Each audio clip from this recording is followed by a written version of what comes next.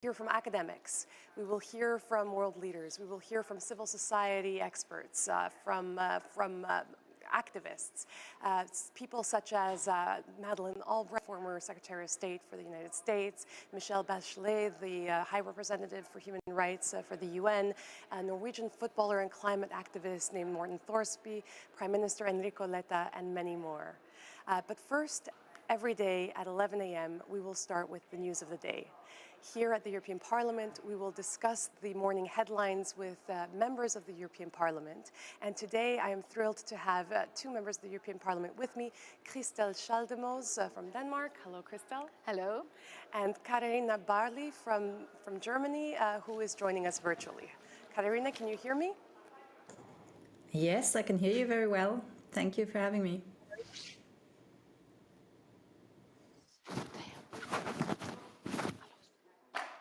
We'll just wait for the line to connect.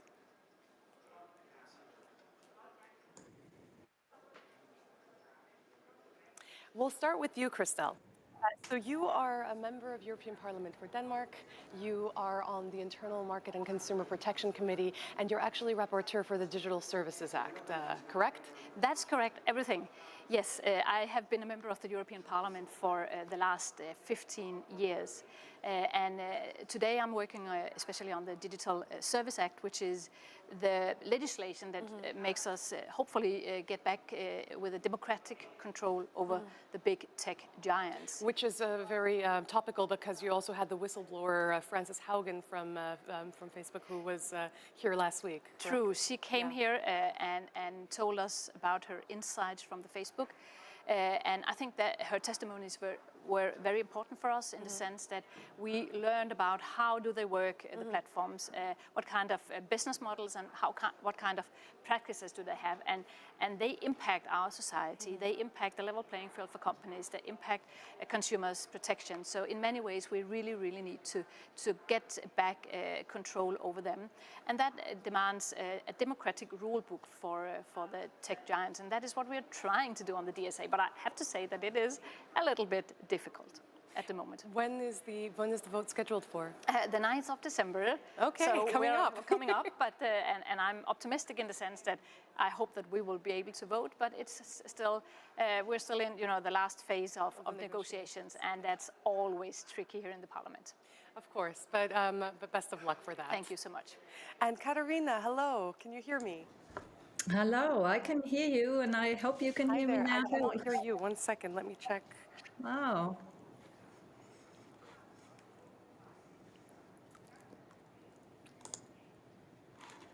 Can you try again? Yes, I can. I hope that my micro is open. It is. Still a no? We had a good check. We'll come back to Katharina in a moment. We're having some technical difficulties. Sorry. But let's start with your headlines, Christel. You have two for us, I believe. Is that correct? Well, it's always difficult to choose between all the headlines we have globally, but I think that I took this one, which is it says, India closes coal-fired plants as New Delhi is smothered into toxic smog. I think all of us have heard about the situation in New Delhi and the problems. They can't breathe, the pollution is very, very dangerous.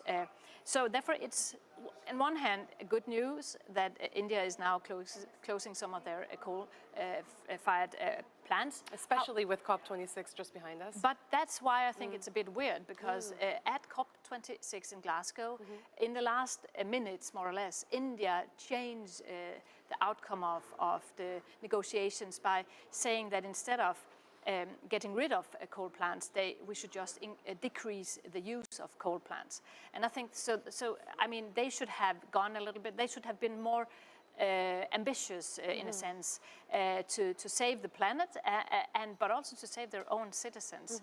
So this is, not really something that will help globally. That they are trying to close down coal plants. But I also have to start really changing the way the green transition has not really begun in India, and they have to do something because they need power, but it should not come from power plants. It should come from renewables. So yeah, this is a little step towards helping citizens of New Delhi, but it's not enough as long as India is not really going into the global fight against climate change. And committing fully. They should commit fully. Yeah, you're right. And what is your second piece of news? Yeah, well, let me find it.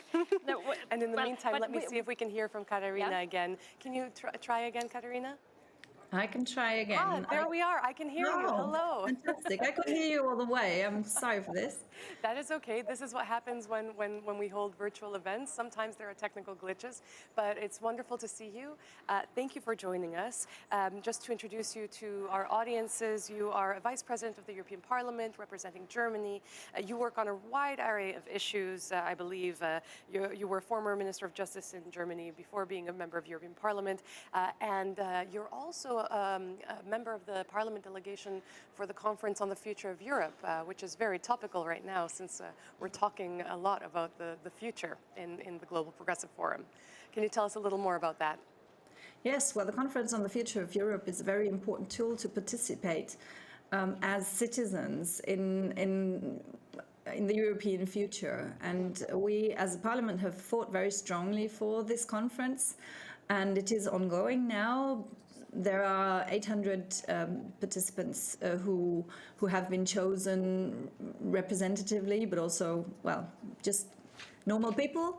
But everyone can participate online also. So if you just want to go to your search engine and look for the Conference of Europe, there's a digital platform where you can discuss or participate in events. And I would highly recommend every one of you to give your opinion on what has to change in Europe.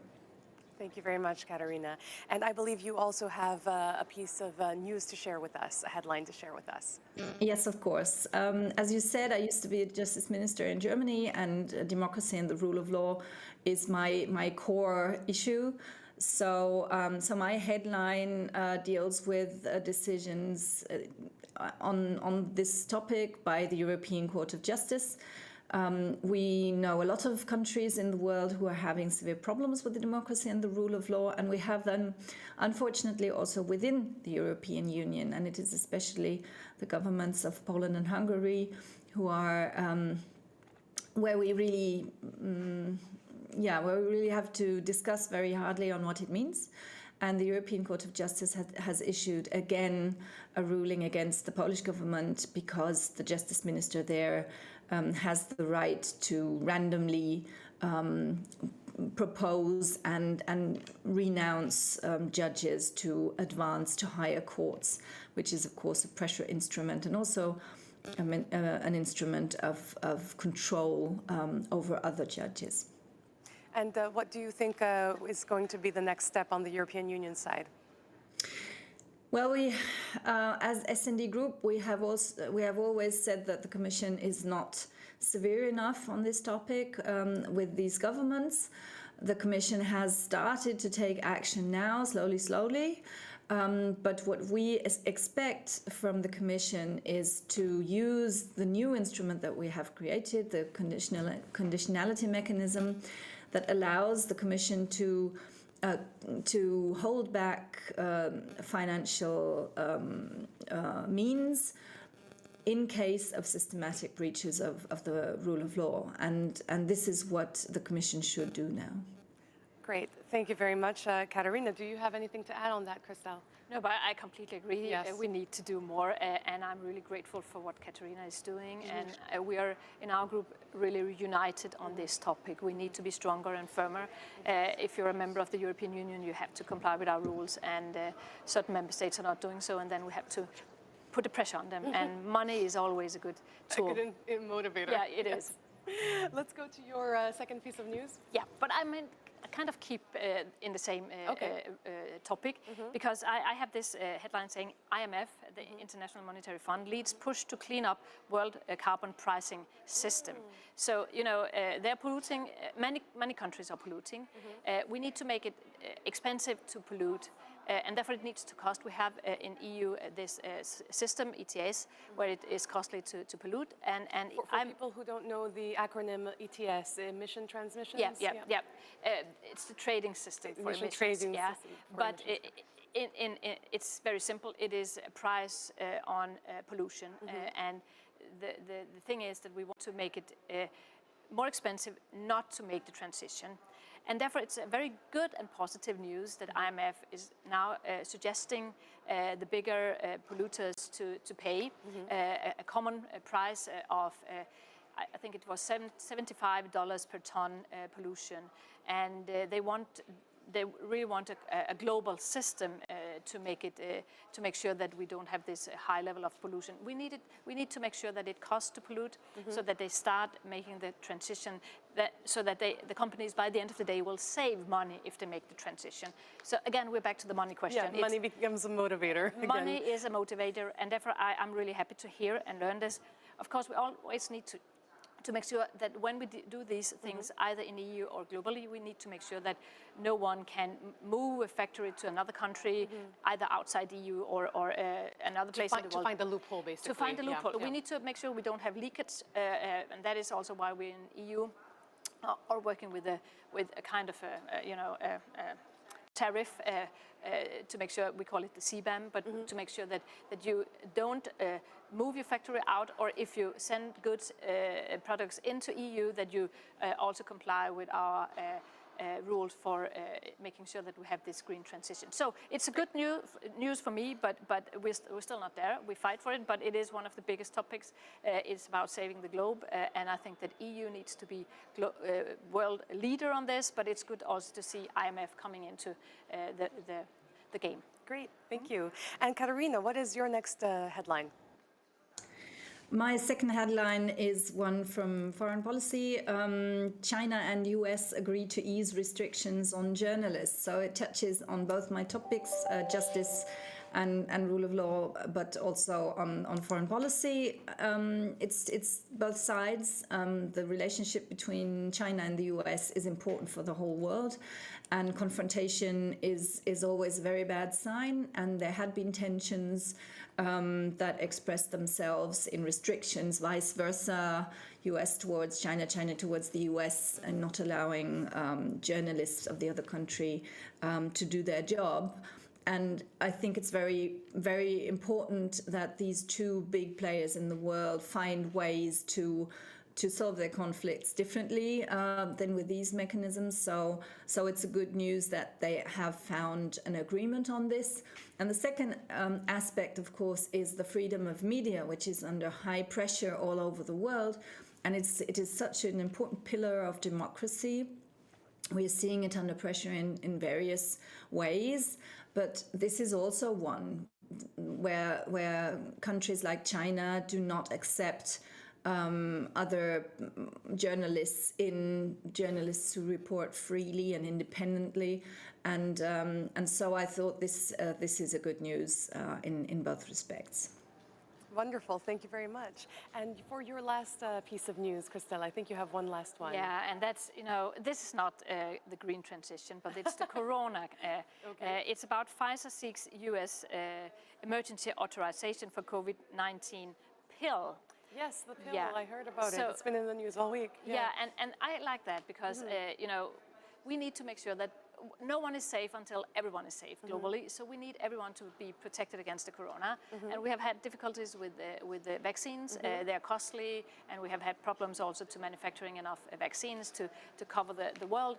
And therefore, I think making a pill that have more or less the same impact will make it easy for us to reach all citizens of the world. And so for me, that's a good story that we see that we have the pill, and that we're trying to make sure that it will not be costly for the poor countries of the world as well. So I think that's good. We need to do it. We still, I mean, in Europe we see it these days with a new increase, a new wave of people infected, and we can see that if you are vaccinated, you are better protected. But if you can have a pill with the same kind of effect, I think that it will be easier and cheaper to reach everyone globally, and we certainly need to do something. It is a global problem after all. It is not just confined to one part of the world. No. And finally, Katarina, I think you have one last piece of good news for us as well. Yes, you asked for good news, and I thought I would bring something from outside the Brussels political bubble. to show that politics can be made by everyone, and also on a small scale. It's about a project of a German school that decided to contribute something to climate change themselves by taking action, by planting trees. And I thought that would be an encouraging news, what everyone can try to do. Yes, and I believe that we have a video link with Aalen where this is taking place. Is that correct?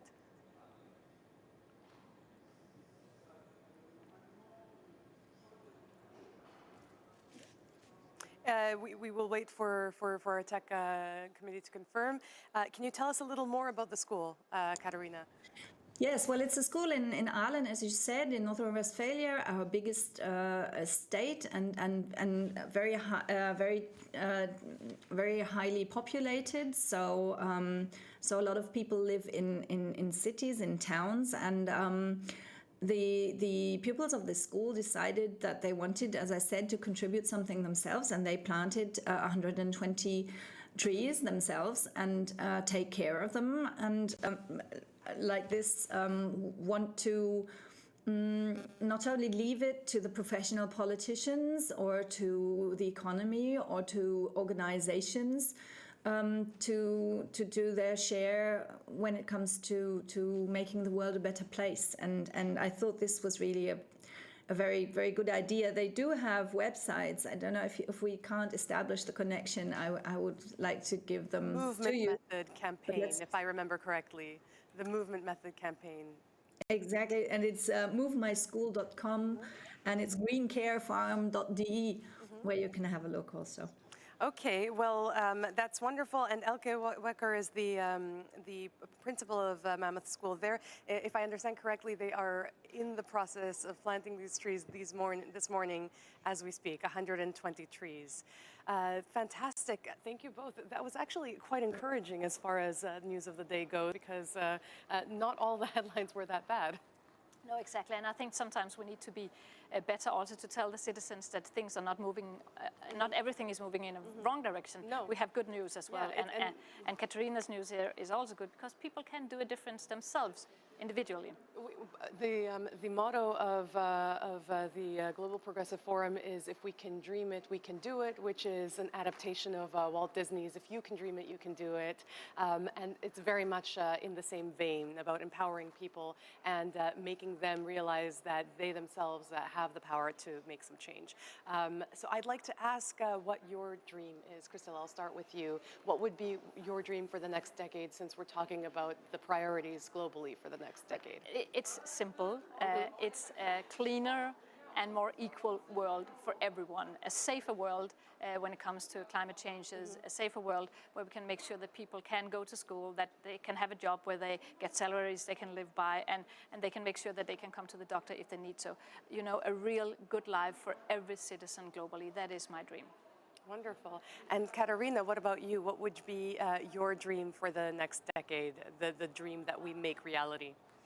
Well, of course, I support Crystal's dream, and I'm very happy that she works hard in Brussels to make it happen. In my field, I would say my dream is that responsible people move from confrontation to cooperation. It's really a dream because, of course, in the history of this world, we have always seen wars and threats and confrontation, but it has become different. We see this hybrid wars digitally, etc.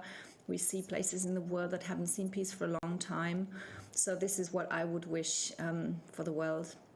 More cooperation. Less confrontation and more conversation. That is fantastic. And we are at the beginning of the Global Progressive Forum, of course. We have panels starting from 2:30 this afternoon, all day tomorrow and Friday. There are some incredible speakers that are coming in the European Parliament and also some that are joining us virtually. Are there any panels or any topics that you are particularly excited about or think that people should tune in to listen to? I think what is so good with the Global Progressive Forum is that you cover so many different topics. And I think that that is our family is the family who covers politics at its every aspect. We have solutions, analysis and solutions on every issue and problem we have globally. So I don't want to highlight one specific. I think that it is important that we can discuss problems and find solutions no matter what kind of problem we are looking at. So you would recommend that they watch the whole? Of course, of course. Tune in for the whole 3 days. And what about you, Katarina? Do you have a particular panel that you're looking forward to in the next 3 days? Well, I completely share what Crystal said. And when I look at it, I was excited about so many that I don't want to pick one. And the interesting part is that there are people from all over the world who bring in their experiences and their points of view, and that makes it very special. And I think this is very precious that you do this. Thank you for it. Wonderful. Thank you both very much. Before we leave you, I'm just going to give a small overview of the program coming up for the viewers back watching us from wherever you're connecting. We're going to start again at 2:30 today with one of the co-chairs of the Global Progressive Forum and a colleague of yours, Andreas Schieder. We're also going to hear from Irache Garcia Perez, and she's going to tell us a little bit about her role as the S&D leader. Then we're going to go to a panel on global change. This is going to be moderated by Josep Borrell, the HRVP, and he's going to be talking with Madeleine Albright. We'll also have a message from Michelle Bachelet. At 4, we're going to talk about a fair post-COVID world because, of course, COVID exposed so many inequalities. The rich became richer, the poor became poorer. There was an inequality when it came to access to vaccines as well, which is something that you highlighted with your story about the pill coming out. At 5, we'll talk about creating sustainable growth, how we can grow in a sustainable way whilst supporting a green transition, which is very much something that you highlighted in your news topics as well. And we'll close today with a panel with Prime Minister Enrico Letta of Italy on the future of democracy. What are the challenges for the future? How has the world changed? Now we have interference from foreign countries. You talked about the freedom of the press earlier, Katarina. So all those are some of the topics that we will see today. So thank you very much, everybody watching. Thank you both, Katarina and Christelle, for joining me for the first news of the day. And see you at 2:30.